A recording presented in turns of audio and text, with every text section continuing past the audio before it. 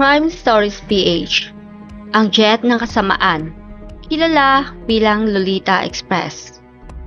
Magandang araw mga ka-crime listeners, ako si Van. Ito ang Crime Stories PH. At sa channel natin na ito ay ibabahagi ko sa inyo ang mga kwentong krimen sa loob at labas ng bansa. At kung meron man kayong mga nais i-request na pag-usapan, maaari lamang kayong mag-request. Simulan na natin ang ating kwento.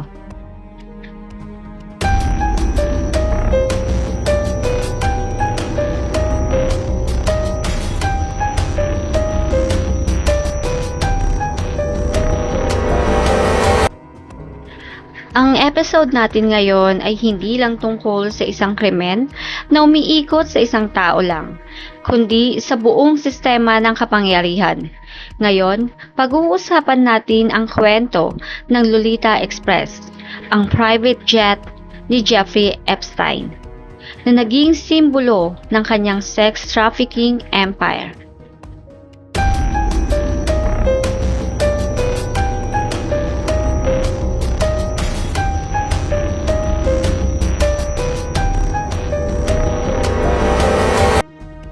Life background.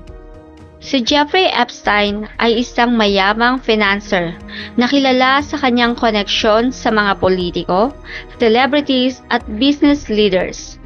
Pero sa likod ng kanyang yaman, siya pala ay nang-aabuso ng mga minor de edad.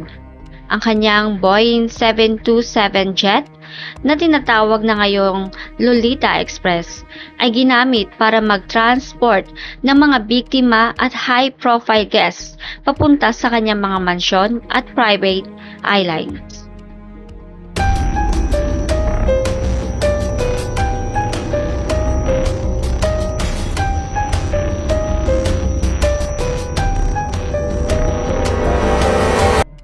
Lolita Express timelines. Noong 1969, nagsimulang mag-operate ang sinasabing jet at nauna itong ginamit ng TWA Airlines.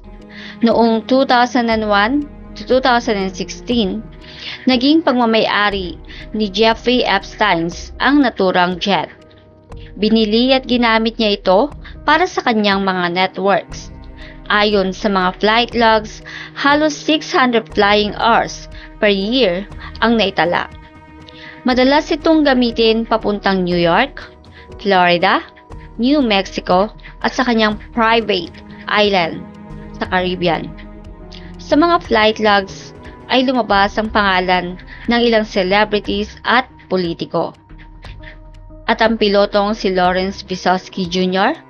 ay nag-testify na madalas niyang pinipiloto ang jet kasama si Epstein, Ghislaine Maxwell at iba pang mga guests.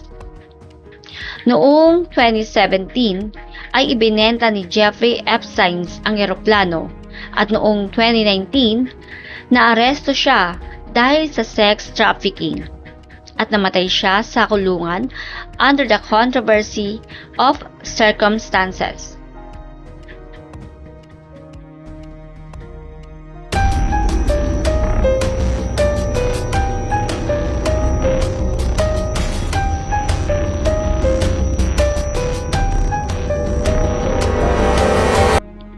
Current situation. Kasalukuyang nakatiwangwang sa Brunswick Golden Isles Airport sa Georgia, USA ang tinurang eroplano, isang plain boneyard na nagsisilbing paalala ng kanyang krimen.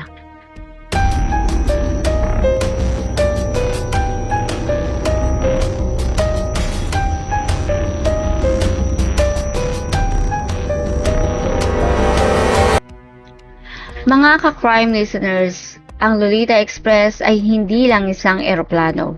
Isa itong instrumentong ginamit ng makapangyarihan para sa pang-aabuso gamit ang yaman at kapangyarihan. Lagi nating tatandaan na ang mga kwento ng krimen ay hindi lang tungkol sa mga biktima.